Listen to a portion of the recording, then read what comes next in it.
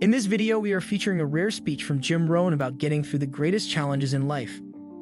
This speech teaches us how to weather the storms of life. He talks about the importance of building strong character in the face of adversity. Nothing worthwhile comes easy. Everyone who achieved anything noteworthy and substantial in life first had to face their fears and challenges. In the coming year, make the commitment to yourself to work on your character. The world needs more leaders. It is up to us to build a better future for those who will come after us. Here is Jim Rohn. When it comes to lasting a long time, to standing tall and being strong, but knowing when to bend, the trees have a lot to teach us.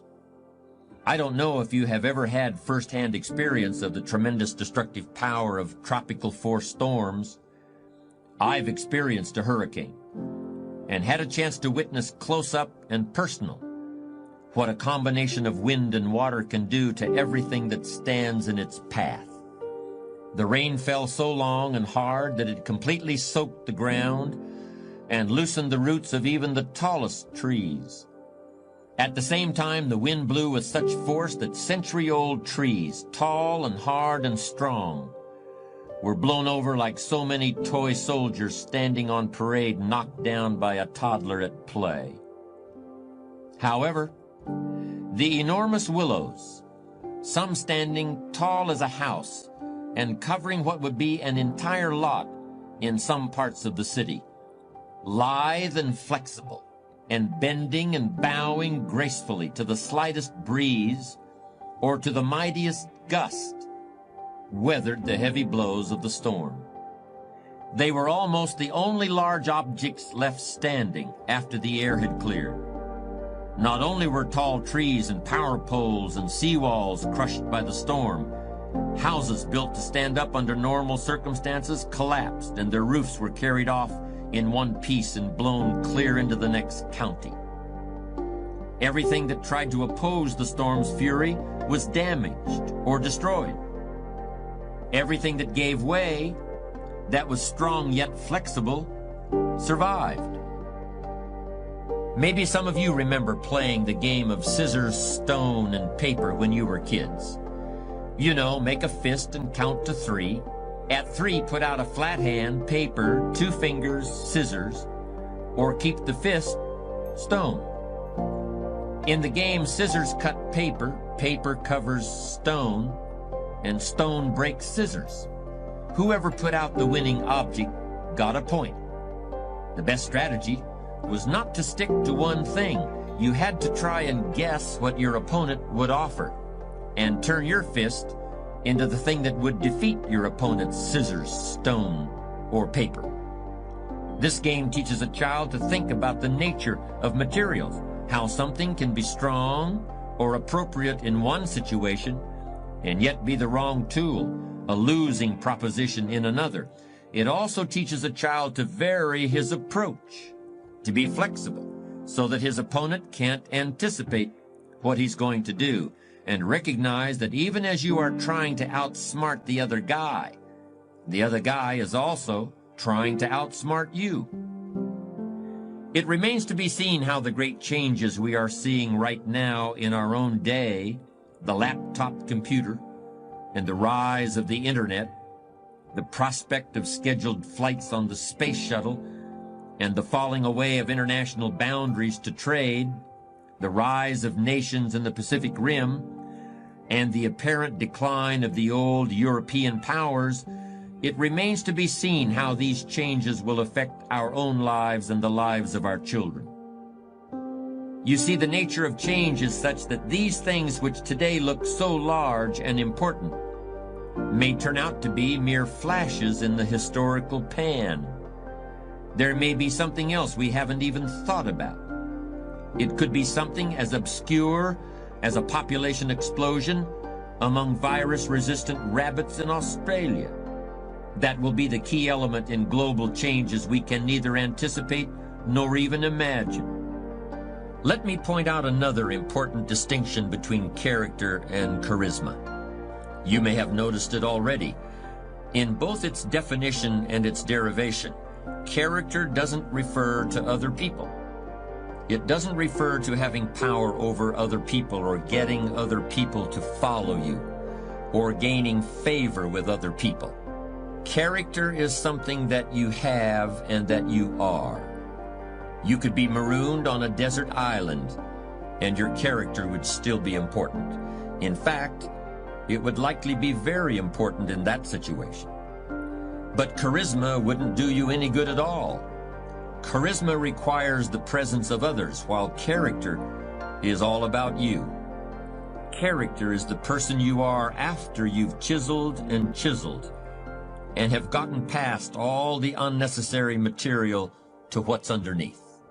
But since we're usually surrounded by other people, let me be a little more specific about how the differences between a charismatic person and a person with character can play out in the real world, particularly in leadership situations. Here are 4 sets of circumstances that can easily occur.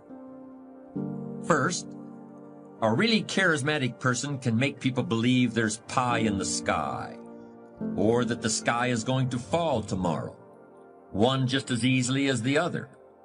By creating these expectations, charismatic individuals can indeed energize and inspire others, or terrify and demotivate them, until the overblown scenarios are proven false and the charisma runs out. But a person of character doesn't need to be anyone's Pied Piper and isn't comfortable in that role. Instead, he or she looks within for the true source of inspiration and energy. Second, a charismatic person can inspire devoted or even fanatical loyalty. But this can all too easily turn into an unconscious sense of dependency, and that can make matters difficult when the leader is no longer available. Like a charismatic coach, effective during the glory years, but when he leaves the organization, there is a sense of abandonment, and the team may never achieve anything like its prior success. Powerful personalities often resist delegating authority, but it's an attitude of character for a leader to refrain from making himself or herself the indispensable heart and soul of an organization. The last and most important category of laughter I'll mention might be called real laughter. It's spontaneous, it's happy, it's unpremeditated, it has no hidden agenda. It happens when you see or hear something that's really funny. I'd like to spend a moment talking about this category of real laughter because it's one of the most important aspects of humor. The more real laughter you can bring into your life, the better off you'll be. I've spoken quite a bit about children and the raising of children in this program, and kids are really our best source of knowledge about real laughter. They really put their whole selves into it.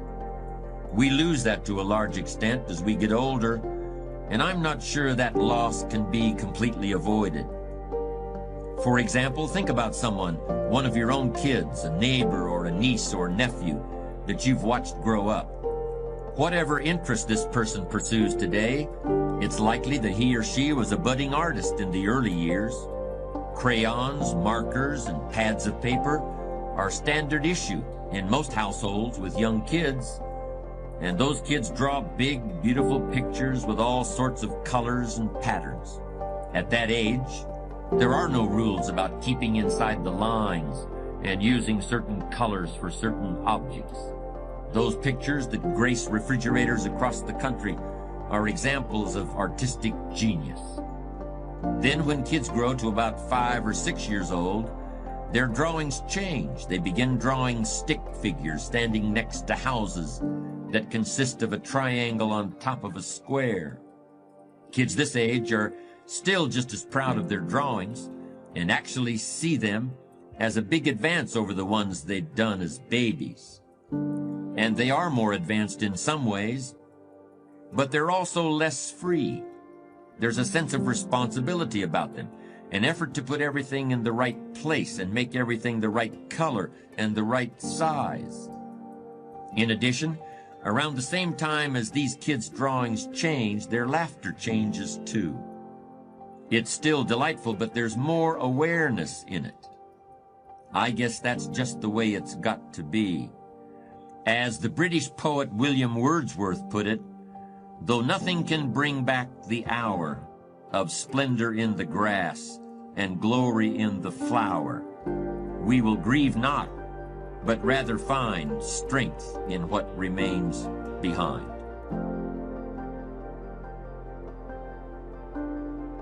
I think that the people that are discovering how to unleash their greatness are people who have the mental resiliency and the courage to face failure, that you will fail your way to greatness. Clarity breeds and builds and is the DNA of mastery. You want to have a very clear vision of what your future is going to look like. And when you know in intimate detail what your future will look like, then you automatically, subconsciously as well as consciously, can say no to the important, so you say a giant yes to the few things that are most important. And that potential is partly what you could be if you interacted with the world in a manner that would gain you the most information, right? Because you build yourself out of the information in the Piagetian sense. But it's deeper than that too, because we know that if you take yourself and you put yourself in a new environment, new genes turn on in your nervous system. They encode for new proteins.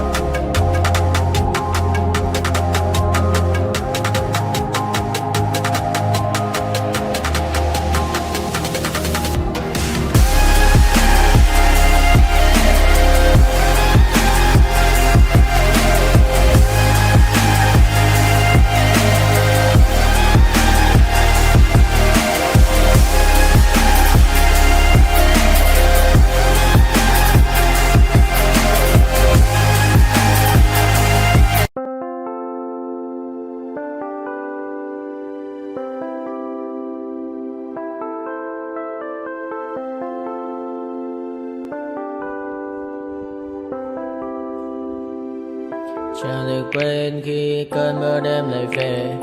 Em đã quên lời thề và ta như đông chìm sâu. Không gần mới em anh nhận màu. Em chỉ cần mơ đâu em bay. Chỉ còn là những cơn mưa vô giá. Cho bên mơ em không mơ anh. Anh một đêm mơ.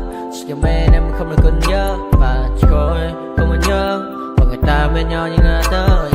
Muốn nhớ về say em chỉ có mấy em ở đây. Và anh như muốn chết đi nhưng không muốn em mơ mày. Tình yêu làm cho ta đau đầu. Không em như nằm hâm mộ. Anh như đứa mong cầu. Và vui bên em hôn sầu.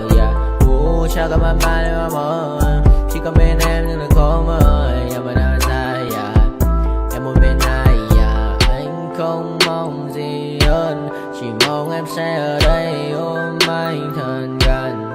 Anh chỉ mong đôi ta được có nhau. Mà đừng em đâu anh có em. Một đêm bên anh có em. Ta sẽ trao nhau môi hôn thật sâu. Ôm anh.